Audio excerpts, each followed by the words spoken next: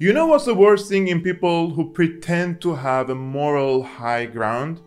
It is hypocrisy and double standards. There's so many people, like including myself, like I'm not an objective 100%. Sometimes I'm subjective, sometimes I miss, sometimes I hit, but I do not claim to have a moral superiority over others, and I don't preach others how to live their lives and what values they should adopt for their lives and for others, for their society, etc., etc. But there are certain type of people, especially among the influencers, whether they are journalists, public figures, politicians, etc. Those people who preach from a moral high ground and they enjoy also hypocrisy at the same time. Those are the worst type of people, in my opinion. And why I'm giving this introduction? Because yesterday, the German national team, the Mannschaft, they played against Japan, right? And before the start of the match, they made a gesture. They did this before the match started to send a political message that they are not allowed in Qatar to support the LGBTQ plus community. I already addressed this in the past video.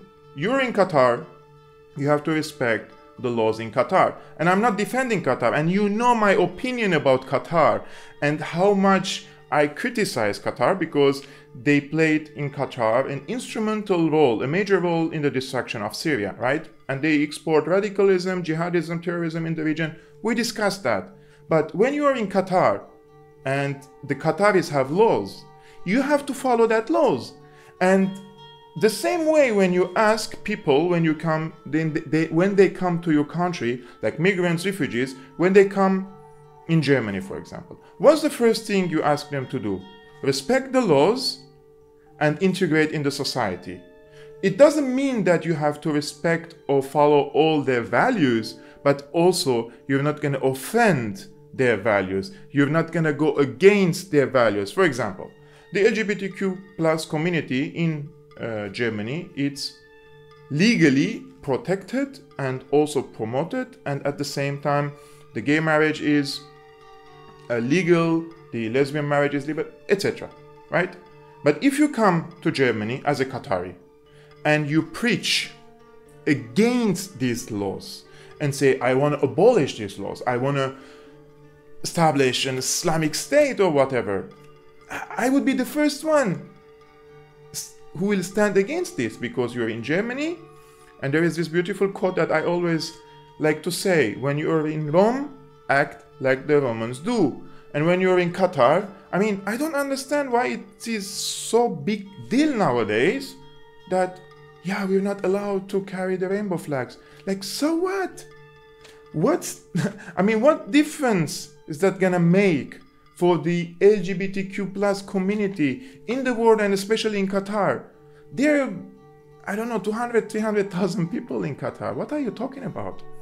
This is so much hypocritical. And what I'm gonna say also, I have so many friends who support the national team of Germany. So many.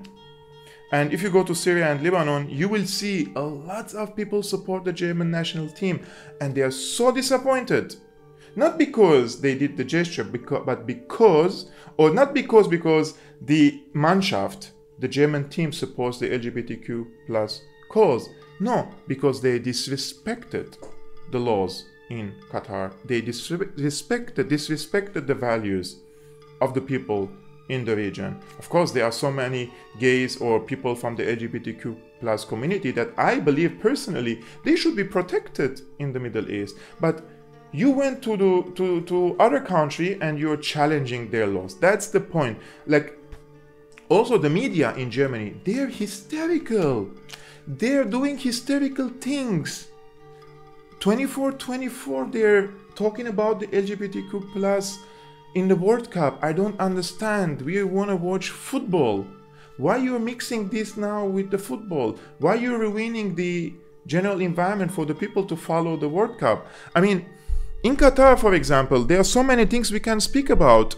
The rights of the migrant workers, for example, some of them, they died. I don't know the numbers, maybe tens, maybe hundreds. I don't know. There were so many people suffered before this World Cup kicked in. Lots of people worked under horrific circumstances.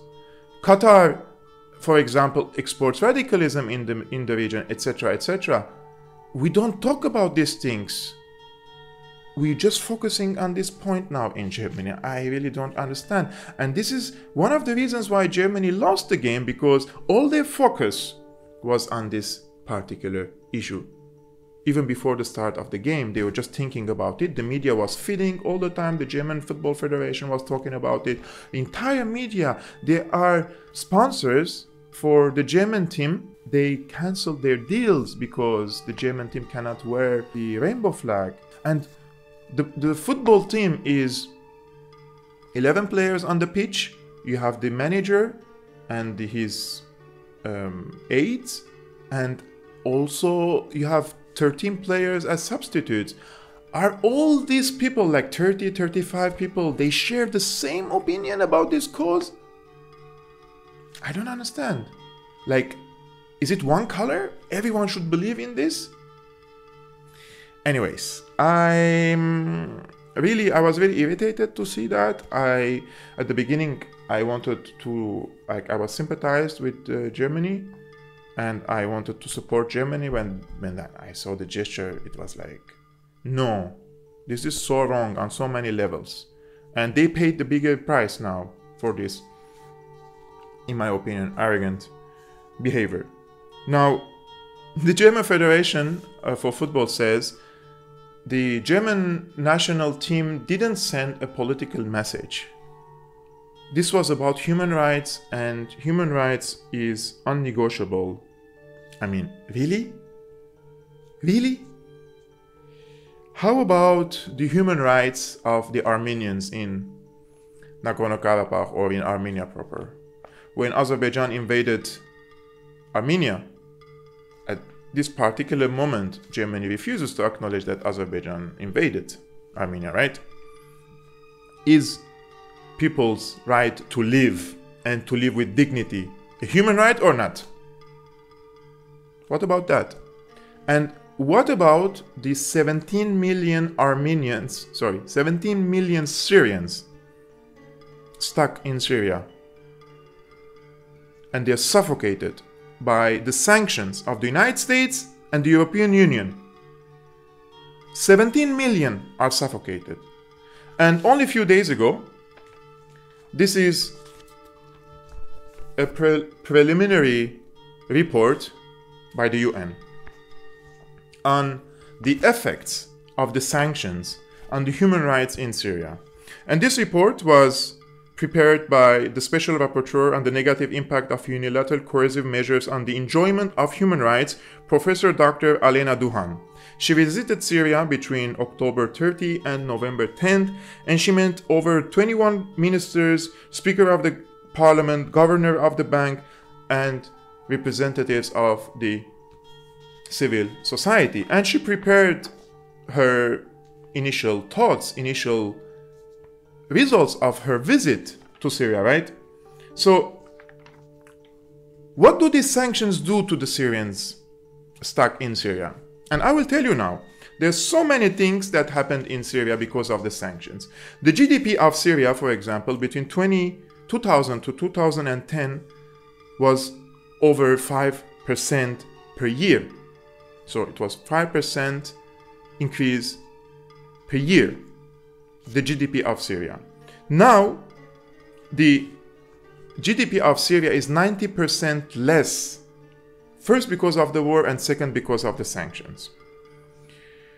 There were so many times that the Syrian government, even the report acknowledges this, that the government tried to improve the economic situation, and there were some positive growth rates and rising macroeconomic indicators, but the United States imposed more sanctions in 2018 and 2019, the so-called Scissor Act, which crushed the economy in Syria.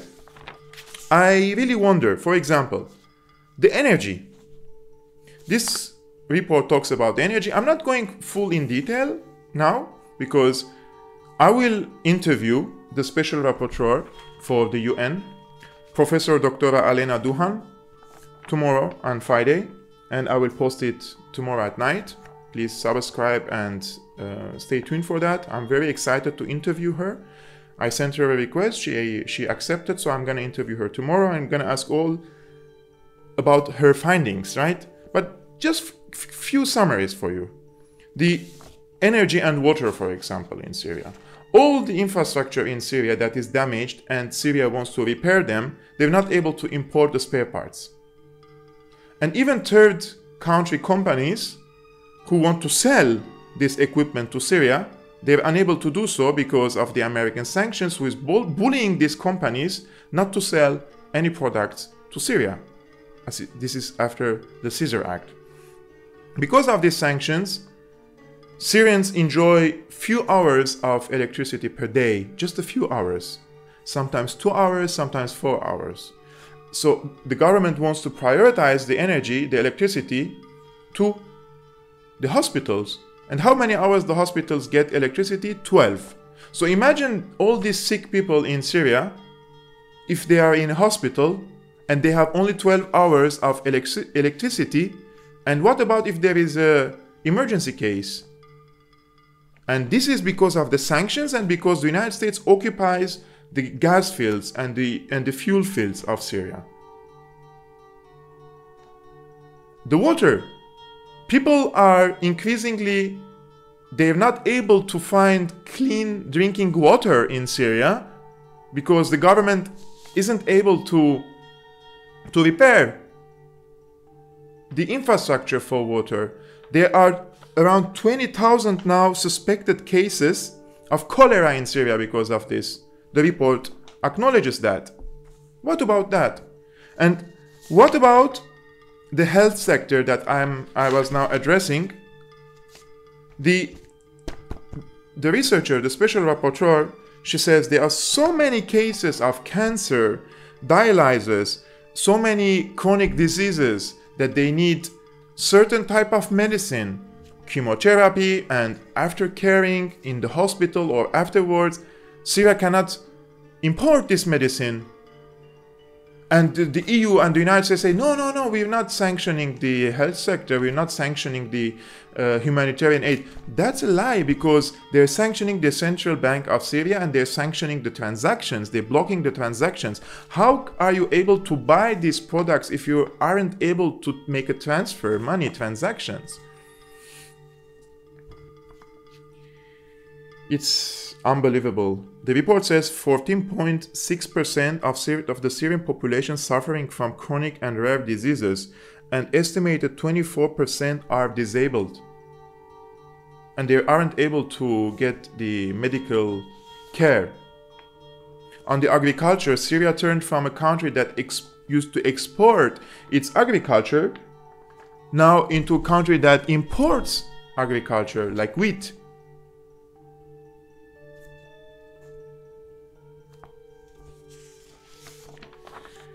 This is so wrong on so many levels, and nobody is talking about this.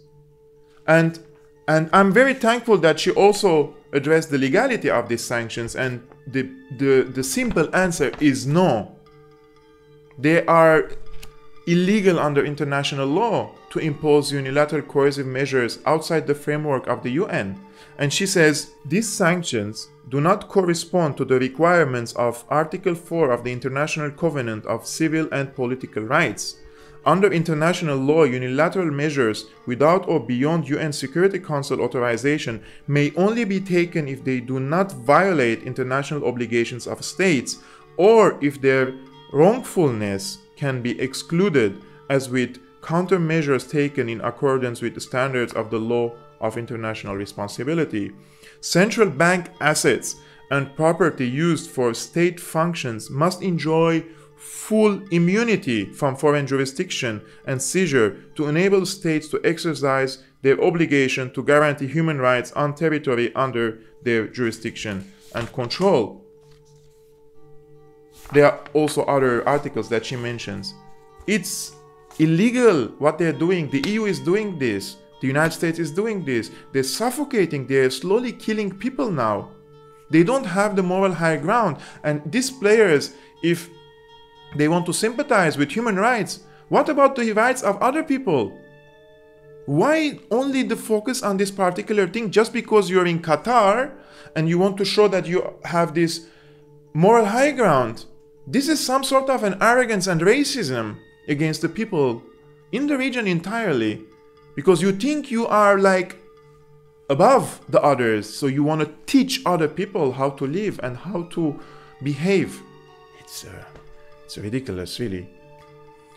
Anyways, I wanted to address this and connect it with the Syrian case, because this is also a human rights case, and they did what they did during the match because they say it's a human rights case, right?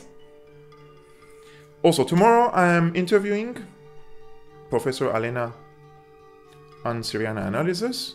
I will record it and I will post it tomorrow at 9 p.m. Central European time. Please stay tuned and please share this video with your friends, and also tell them that I'm gonna make an interview with her. It's extremely important. I'm very happy that she accepted to do this interview, and we'll see you tomorrow. Ciao.